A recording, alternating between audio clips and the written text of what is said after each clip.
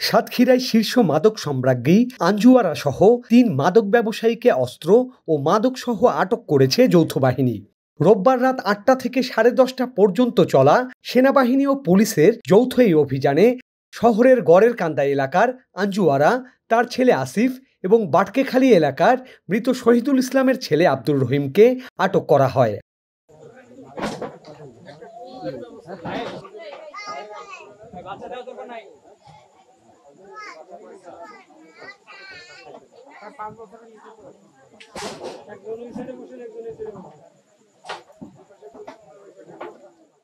সেনা ক্যাম্প সূত্রে জানা যায়, অভিযানে তাদের কাছ থেকে 3টি চাপাতি, 2টি কুড়াল, একটি ছুরি, 60টি চাকু, একটি লাঠি, 26 পিস ইয়াবা, নগদ 1,34,160 টাকা, 3টি অ্যান্ড্রয়েড ও 5টি বাটন ফোন উদ্ধার করা হয়।